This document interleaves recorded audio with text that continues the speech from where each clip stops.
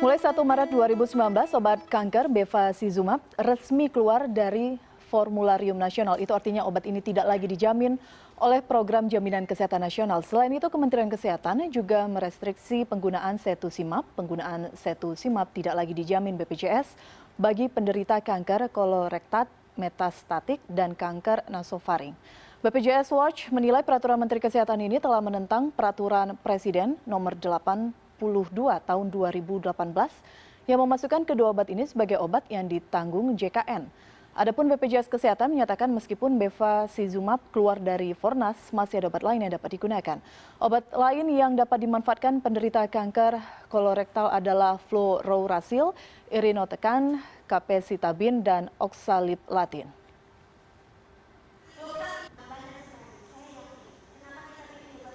Kebijakan penghapusan tanggungan BPJS terhadap dua obat kanker usus mengundang reaksi dari pihak dokter. Beberapa kelompok dokter memprotes kebijakan tersebut.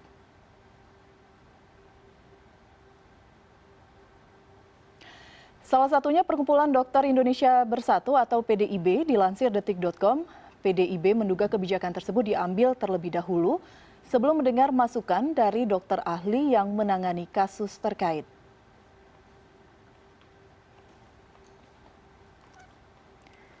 Di lain sisi, Dewan Jaminan Sosial Nasional atau DJSN menyarankan masyarakat tak perlu khawatir. Wakil Ketua Komisi Kebijakan DJSN, Ahmad Ansori, kepada detik.com menyatakan bahwa secara ilmiah sudah ada obat sejenis yang lebih efektif.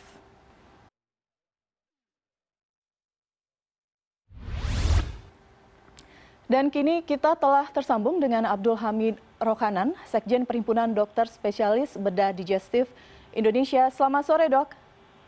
Selamat sore, Bu. Dok, dua nama obat ini saat ini menjadi sorotan. Satu sudah dihapus, tidak masuk lagi Fornas, satu lagi masih berlaku dengan sejumlah syarat. Kita berbicara mengenai apa sebenarnya fungsi kedua obat ini, bevacizumab dan cetuximab sendiri. Bevacizumab dan obat cetuximab itu keduanya adalah obat terapi target atau targeted terapi. Ini diindikasikan untuk colorectal cancer stadium 4. Jadi ini target gitu, bukan kemoterapi biasa gitu. Artinya jika kemudian pemerintah dalam hal ini Kementerian Kesehatan mengatakan bahwa ini bisa disubstitusi, diganti, ada obat serupa yang lebih efektif, menurut Anda apakah memang seperti itu? Ini yang menyatakan ada obat pengganti seperti fluorouracil, capecitabine, oxaliplatin, irinotecan. Ini yang mengatakan orang yang tidak punya ilmu ini. Ya, itu adalah salah kaprah. Obat yang saya sebutkan tadi seperti capecitabine, fluorouracil itu adalah tulang punggung kemoterapi. Jadi dia sebagai kemoterapi. Oxaliplatin, irinotecan itu combine kemoterapi, bukan target terapi. Jadi kalau bevacizumab dan cetuximab sebagai obat targeted terapi atau terapi target dihapus, otomatis obat tersebut bukan pengganti sebagai terapi target. Itu salah kaprah itu. Meskipun ini sudah resmi keputusan dari pemerintah, bagaimana sikap dari dokter sendiri, asosiasi Anda? Kita berbicara mengenai pasien yang saat ini sudah mendapatkan dua obat ini dalam perawatannya, dalam pengobatannya, dan jika ini diputus di tengah jalan, bagaimana kelanjutannya, Dok? Kami sebagai seorang klinisi, kita tetap berpedoman pada ilmiah dan keilmuan yang kami pelajari. Bukan berdasarkan defisit anggaran dan lain sebagainya. Jadi walaupun pemerintah menyatakan itu tidak lagi ditanggung oleh BPJS, kalau memang itu ada indikasi diberikan terapi target bevacizumab atau cetuximab, kami Perhimpunan Bedah Digestif Indonesia tetap meresepkan obat tersebut. Permasalahannya pasien nanti mendapatkan obat dari mana, biar itu akan mendapatkan solusi tersendiri. Bagaimana pemerintah menyikapi hal tersebut jika pasiennya teriak tidak mendapatkan obat tersebut. Yang kami sangat sayangkan, pemerintah itu mengeluarkan obat tersebut tidak disertai dengan solusi. Solusinya bagaimana ini? Tiba-tiba diputus begitu saja. Ini kan aneh. Sorry, saya potong, Dr. Ya. Abdul. Pemerintah dalam hal ini Kementerian Kesehatan mengatakan sebelum mengeluarkan keputusan ini sudah berdiskusi dengan sejumlah ahli. Apakah dari asosiasi dokter atau saya tidak tahu rekan-rekan dokter mungkin diajak juga berdiskusi mengenai hal ini? Ini juga salah kaprah ini. Tidak ada juga. Jadi yang diundang itu bukan ahli yang punya ilmu. Yang punya ilmu untuk kanker kolorektal itu adalah bedah digestif. Sedangkan bedah digestif sama sekali tidak diundang, tidak dilibatkan.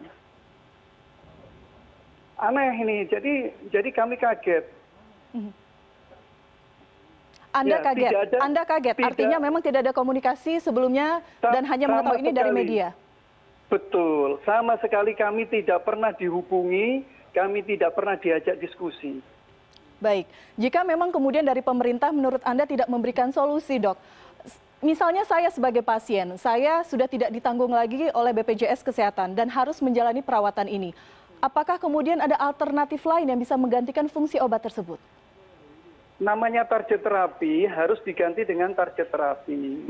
Jika tidak diganti dengan obat target terapi, maka keberhasilan pengobatan tersebut tidak sesuai dengan yang diharapkan.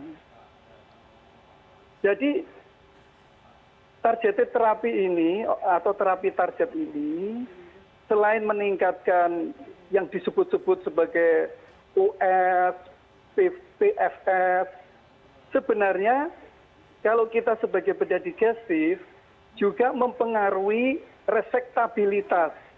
Resektabilitas itu artinya tumor yang di liver, jadi tumor yang menyebar di liver, yang tidak bisa dioperasi, dengan terapi target tersebut memungkinkan untuk bisa dioperasi. Jadi fungsinya adalah meningkatkan kemungkinan yang unresectable menjadi resectable. Itu yang tidak dipertimbangkan oleh HTA itu. Baik, Dok, terakhir dari asosiasi Anda, apakah ada inisiatif mungkin merespon kepada pemerintah secara resmi bahwa memang obat ini sangat dibutuhkan oleh pasien yang menderita kanker usus?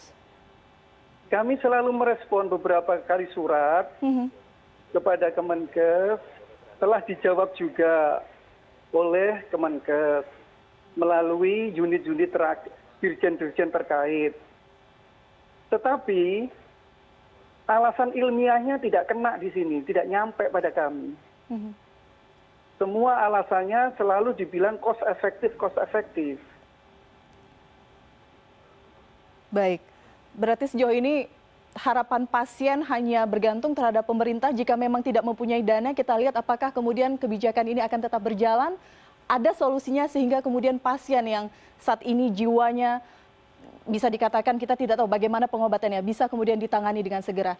Terima kasih, Dok, sudah berbincang bersama kami di CNN Indonesia Newsroom. Selamat sore.